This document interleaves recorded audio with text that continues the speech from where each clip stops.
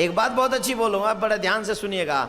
साधु हमेशा मार्गदर्शन कराता है, जीवन पर्यंत याद रखो। संत हमेशा मार्गदर्शन कराते हैं, लेकिन अगर हम में उस मार्ग को देखने की शक्ति हो। एक महात्मा जी को एक पैसा मिला, एक पैसा, मात्र एक पैसा मिला। रास्ते से जा रहे थे तो रास्ते में पड़ा है एक पैसा, और एक पैसे को देखकर बाबा ने सोचा अब मैं इसका क्या करूं, मुझे तो इसकी आवश्यकता है नहीं। तो सोचा जो भी जरूरतमंद मिलेगा मैं उसको दे दूंगा, जो भी जरूरतमंद मिलेगा मैं उसको दे दूंगा। अब जरूरतमंद की तलाश में साधु बाबा आगे बढ़े, और जब साधु बाबा आगे बढ़े तो बहुत लोगों को मिले, लेकिन किसी को भी उस एक पैसे की जरूरत नहीं थी,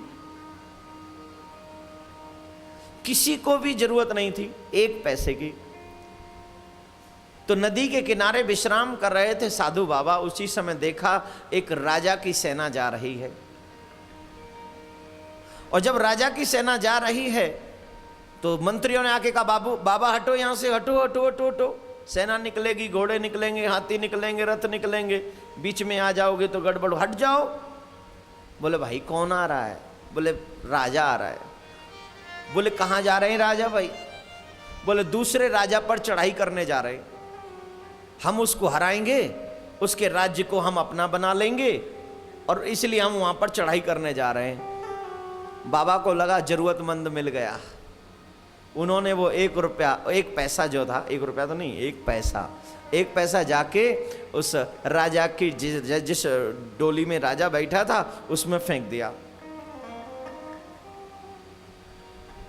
बड़ा गुस्सा हुआ राजा, राजा ने बाबा को जेल में डाल दिया। राजा तो कुछ भी कर सकते हैं, राजा तो राजा,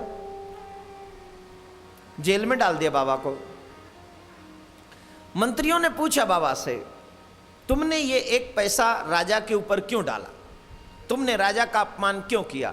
अरे बोले तुम गलत सोच रहे हो, मैंने अपमान नहीं किया, मुझे एक पैसा मिला, मैंने सोचा मैं ये एक पैसा जरूरतमंद को दूंगा, और ये राजा दूसरे राजा पर चढ़ाई करने जा रहा है।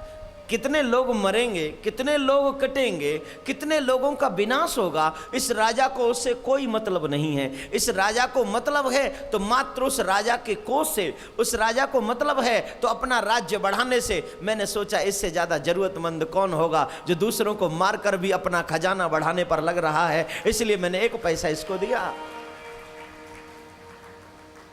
इसलिए एक पैसा मैं इसको दे रहा हूं। लेकिन मंत्री काहे को सुनेंगे जब राजा ने बंद कर दिया तो? पता है हश्र क्या हुआ? राजा जी गए लड़ने राजा जी से, राजा जी ने गोविंदाय नमो नमः कर दिया राजा जी को, और राजा जी गोविंदाय नमो नमः। जरूरत से ज्यादा इच्छा रखना जीव का वध करा देती।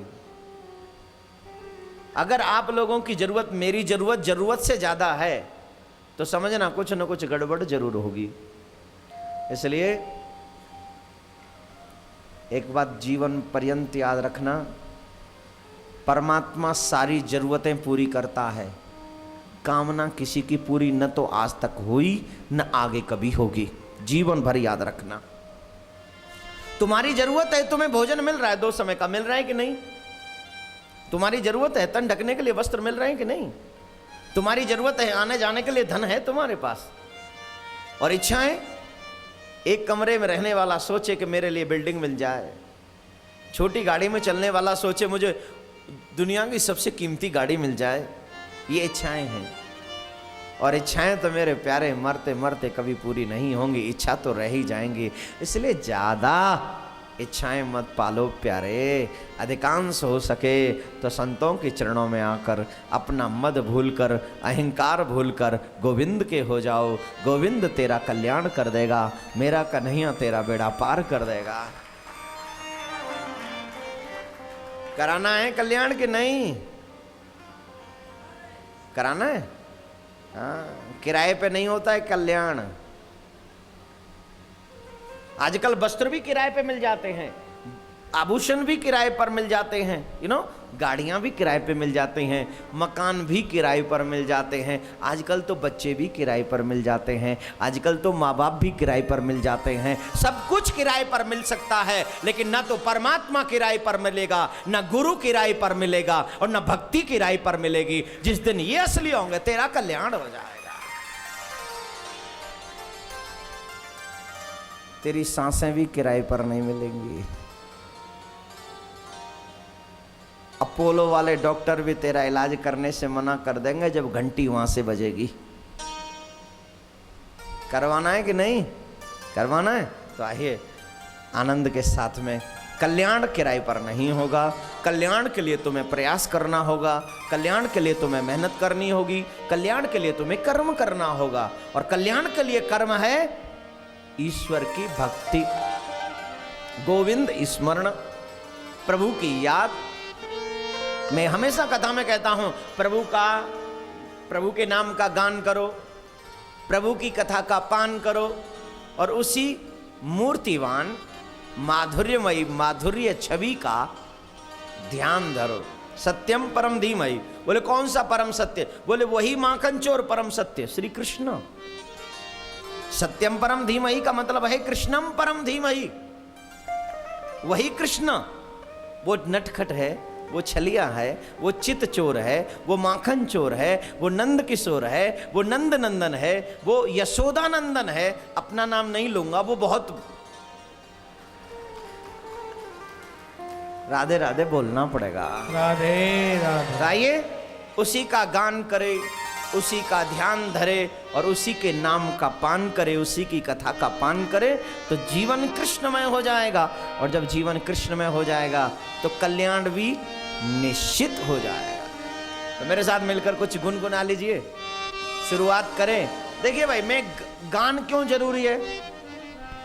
क्यों जरूरी है गान? इसलिए जरूरी है, हम जब गाते हैं तो मेरा भाव अपना पर्सनल है, वेदांतिक बात नहीं कर रहा हूं, मैं अपनी हृदय की बात कर रहा हूं। गाने का मकसद सिर्फ एक ही है मेरा, तो कम से कम, कि हम गा गाकर अपने आप को शुद्ध बनाते हैं, अर्थात हम अपने आप को कन्हैया की कथा सुनने के लायक बनाते हैं। मेरे गाने का मतलब सिर्फ इतना सा है। आपने देखा होगा प्रत्येक संत बोलने से पहले कीर्तन करवाते हैं। क्यों? बोले पता नहीं हम बाहर क्या क्या करके आ रहे हैं, अब यहाँ आकर बैठ गए, अब बाहर तो इतना सब कुछ करवा के पता नहीं क्या क्या करके आ रही ना।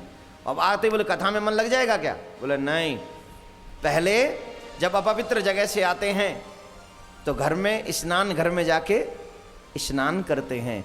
ठीक वैसे ही दुनिया की अपवित्र जगहों से जब हम आते हैं तो कथा सुनने से पहले कीर्तन में हम भक्तिमय स्नान करते हैं, और उसके बाद कथा में अपना ध्यान लगाते हैं। तो शुरू करें स्नान। वैसे भी माँ भगवती का स्नान, गंगा मैया का स्नान, और यहाँ कीर्तन में भक्ति का स्नान। आइए मेरे साथ मिलकर।